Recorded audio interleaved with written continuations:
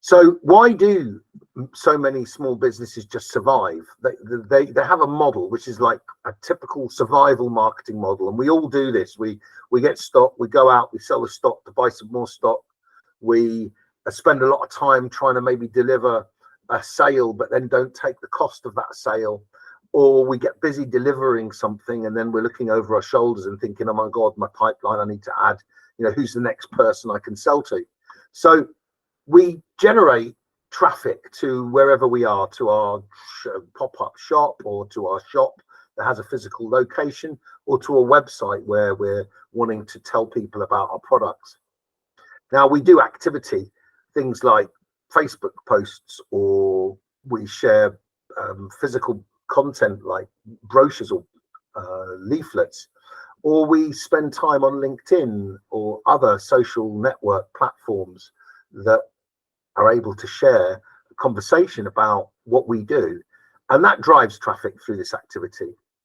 Now, 80-90% of people will lose concentration between 3 to 9 seconds of them landing or looking at any physical materials that you have. So you've got very, very little time to capture that interest, that excitement from someone.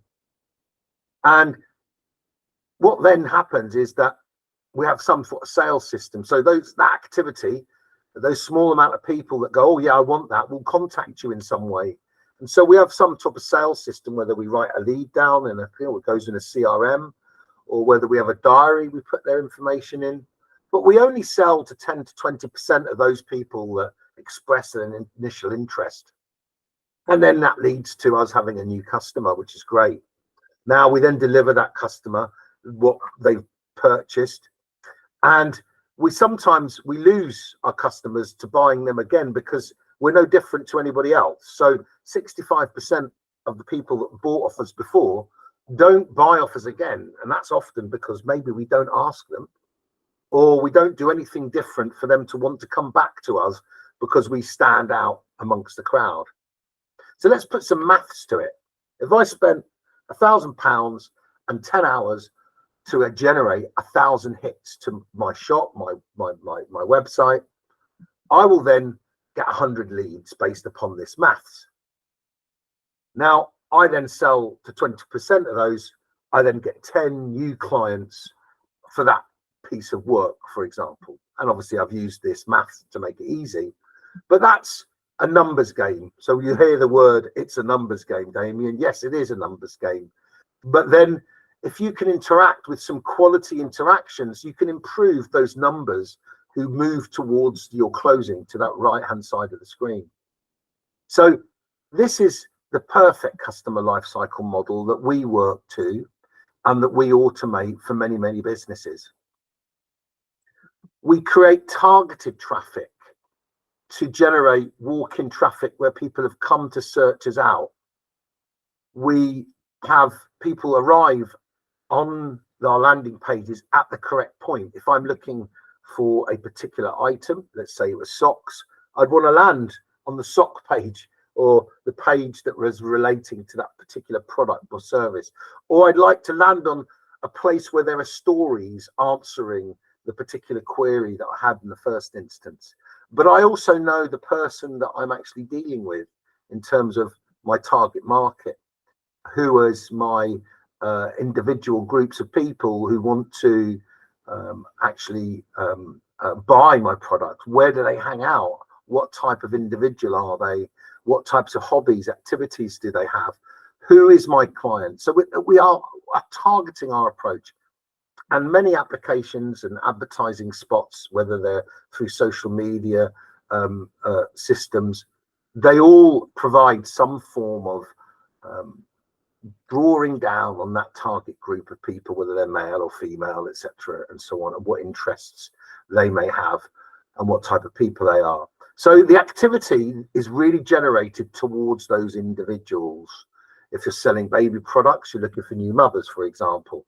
If you're selling computer services, you're looking for the right individual within an organization that focuses on that, etc. So this is what we mean by targeted approach. But what we do is within the first three seconds of having identified a target person, we want to give them something exciting and useful. And we call this a lead magnet to attract them towards us. So we're pulling them towards us because we've got something interesting. And that means that instead of losing 80 to 90%, we're only using 60 to 70% drop off here. There's always going to be wastage, but we'll get a little bit more from that web traffic. We might collect a few emails, phone numbers, a bit more information about the individual that was interested in the subject that we brought them to our location about. You know, what was it for? What was that motivation to fall onto our site or into our shop? So you then, once you've got this information, want to build up a database where you're able to sell and automate emails, introducing them to like the know, like, and trust, you know, get to know about us, the services that we provide, what people have achieved through buying our services or using our products through the case studies, and then offering them an opportunity to either buy more at a discounted rate or add value to some purchase by giving them something that's useful that goes with it, or whether it's booking an appointment with you, giving them the opportunity to book an appointment direct into your diary for the given service or discovery call that you might want to offer them at this stage. This then reduces the waste, so you nurture many more leads towards your products. And then you want to deliver. So once you've delivered the service, you can say thank you, you can add value, you can upsell other elements to it, you can invite them to join the community, to celebrate the things that we've done well and to acknowledge the things that we haven't done well, and to ask for feedback. This is delivering more than the expectations they had when they bought a product. Who's to say that if I have a massage with a massage therapist, after the massage, I couldn't send them an email with a video or some guidance about what they should do next, like drink some water, they might feel some pain.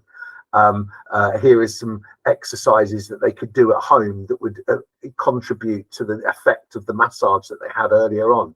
Well, that's the wow. That's that little bit extra that makes a difference to the client. And then you get fewer customers who then disappear because of indifference. And we can apply an exit feedback campaign to someone when they leave us and they say they want to cancel. Could we not ask the question, what would make you stay? What could I do for you that would make you stay? And it gives you an opportunity maybe to re-engage that person back to a product or an alternative product that might be more suitable. So let's do the math on this life cycle model. So the same thing, I spend £1,000, that's 10 hours work and 1,000 hits. And that then gives me 300 leads because I'm capturing more information because I'm giving something away free that's useful. Now that means that if I sell to 10 to 20% of those, I get around 30 new customers. That's 3 times more than on the old model. And then therefore from those 30 new customers, because I nurture and ask for thank you and I do the wow bit, I get people telling more referrals to me, selling me, talking about me. That word of mouth, that becomes much more powerful and I retain more clients for longer. And so therefore my overall result for the same amount of money has threefolded. So the way that it works, this is the life cycle model. It has 3 phases to it. We attract a client by targeting what we've got to them. So I could offer the same service to a man or a female, but in a different way. I can also, so our advertising and our stories that we have on these platforms should be associated to male or females, for example. Once I've attracted and targeted that, I'm going to attract interest by them by providing that male or female with something that's really important to them. I'm just using the male and female just as an example of different ways that you can approach an individual, as we know, or whether it's a product for roofs or a product for gardens, or all of these things, they're all important. And this leads to when you sell. When you've collected that information, you can collect the information, know what they want, and then educate them around the offer, service, or product that they've chosen or been looking at more, or have shown an engagement around. we can then provide them an offer within our email sequences after educating them about our products and services. And we can give them the opportunity to buy more from us by closing them within this environment, sending notifications to our sales teams, which tells them that this individual's engaged in our sequences, is looking at particular products, and it would be a good time to call them and make them an offer and close them. And once you've delivered that service, deliver more than they expected, offer them something, say thank you, and you will get referrals from those individuals because you've treated them by giving them that over and above thing. So attracting, selling, and wowing an individual provides 9 key steps, which we build into automations. And a Harvard Business School study says that it takes on average 5 sales calls to close a deal, but most salespeople only get just 1 or 2 calls in. Just imagine you're a small business owner, you're working hard, doing all the things that you have to do to keep your business ticking over. And therefore, when you're dealing with follow-ups and wanting to build business, having some form of automation to support your call process means that if someone's engaged in those email or content from the data that you've collected, you would rather know those people who are really engaged in your email sequence and make the time to call them first, because you have a higher chance of closing. But also, you're nurturing those people that may be not hot enough yet, but when they're ready to buy, will then fall into the notification for you to say to ring them. So you get to call people that you get a better chance of success with in closing that deal or that appointment. And we do this through funnels of automation like we see here. And this allows us to set rules about where the data comes in, how we want to speak to them, and leading finally to an appointment or a sale with us. So lead magnets are key. And I'm going to sort of like come to the conclusion of this sort of like section and ask some questions, is that those people who are able to put the right cheese for the right mouse in your digital infrastructure and create lead magnets will generate the largest number of leads to your business. And having some automation in place which sees how engaged that person is with your content and your products will provide you with notifications where you're speaking to people that are warmer than cold. In fact, they've been consuming your information at this point, and this is a great time to speak to them, giving you a higher chance of closing that lead, or most importantly, having a face-to-face with them afterwards, or purchasing a product or a set of products direct from your online shop.